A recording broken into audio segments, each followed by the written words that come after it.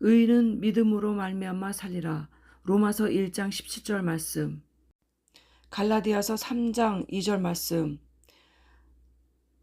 너희가 성령을 받은 것이 율법의 행위로냐 혹은 듣고 믿음으로냐. 로마서 3장 27절 말씀. 그런즉 자랑할 때가 어디이냐. 있을 수가 없느니라. 무슨 법으로냐. 행위로냐 아니라 오직 믿음의 법으로니라. 28절 말씀. 그러므로 사람이 의롭다 하심을 얻은 것은 율법의 행위에 있지 않고 믿음으로 되는 줄 우리가 인정하노라. 참 아름다워라 주님의 세계는 저 솔로몬의 옷보다 더 고운 백화파. 주 찬양하는 듯 들리는 새소리. 내 아버지의 지으신 주 솜씨 깊도다. 아멘. 믿음 없이 예수 그리스도 없이 율법만 따라가면 멸망이 있습니다. 생명을 버린 종교 의식일 뿐입니다. 율법의 정의는 의인은 없나니 하나도 없습니다. 인간을 정죄하는 법이 율법입니다. 의롭다함을 얻는 것은 의로운 행위를 통해서가 아닌 오직 믿음입니다. 불교나 성전에서 착한 일을 하면 좋은 데 간다. 선한 행위를 하면 좋은 곳에 간다. 행위를 통하여 좋은 곳에 간다. 인간의 행위로는 천국을 갈 수가 없으며 오직 예수 그리스도 믿는 믿음으로 천국을 갑니다. 율법은 죄를 깨닫는 것입니다. 지키면 천당 가는 것이 아닙니다. 죄인임을 아는 것입니다.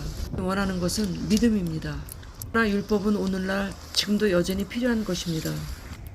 율법의 조항은 613개로 248개의 하라라는 긍정의 조항과 365개의 하지 말라라는 부정의 조항으로 이루어져 있습니다. 십계명은 하나님의 명령입니다. 율법은 회개를 촉구하는 것입니다. 유대인이 보는 율법은 율법주의입니다. 유대인의 율법은 율법주의입니다. 굉장히 애쓰는 주의입니다. 세상에 천국 갈 자가 없다는 법이 율법입니다. 주께서 오라 하셔서 와서 쉬라 하셨습니다. 예수 그리스도는요.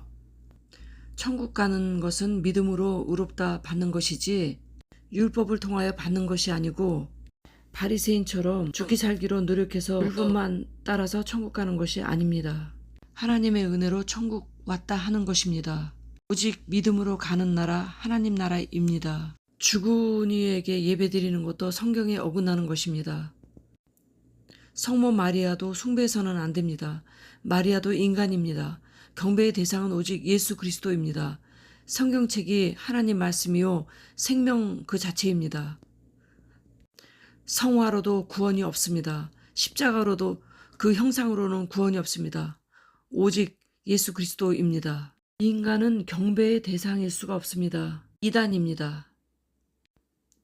성경책도 우상일 수가 없습니다. 그 안에 있는 하나님 말씀이 곧 하나님이고 말씀이 곧 구원입니다. 십자가 믿어 구원받는 것 아니며 예수 그리스도를 믿어 천국 가는 것입니다.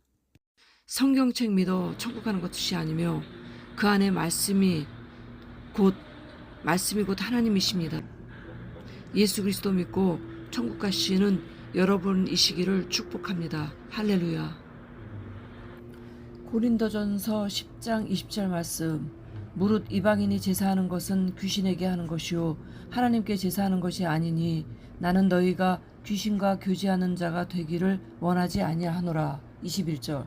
너희가 주의 잔과 귀신의 잔을 겸하여 마시지 못하고 주의 식탁과 귀신의 식탁에 겸하여 참여하지 못하리라. 그러면 우리가 주를 노여워하시게 하겠느냐? 우리가 주보다 강한 자냐?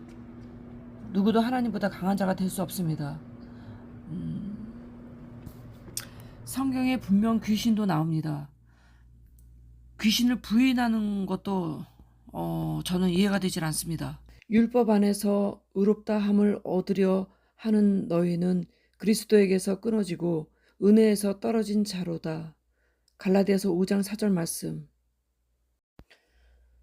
갈라디아서 4장 5절 말씀. 율법 아래 있는 자들을 속량하시고 우리로 아들의 명분을 얻게 하려 하심이라.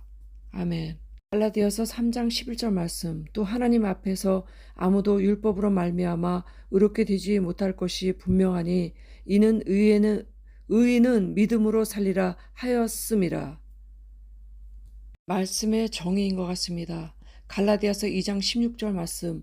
사람이 의롭게 되는 것은 율법의 행위로 말미암음이 아니요 오직 예수 그리스도를 믿음으로 말미암는 줄 알므로 우리도 그리스도 예수를 믿나니 이는 우리가 율법의 행위로서가 아니고 그리스도를 믿음으로써 의롭다 함을 얻으려 함이라. 율법의 행위로서는 의롭다 함을 얻을 육체가 없느니라.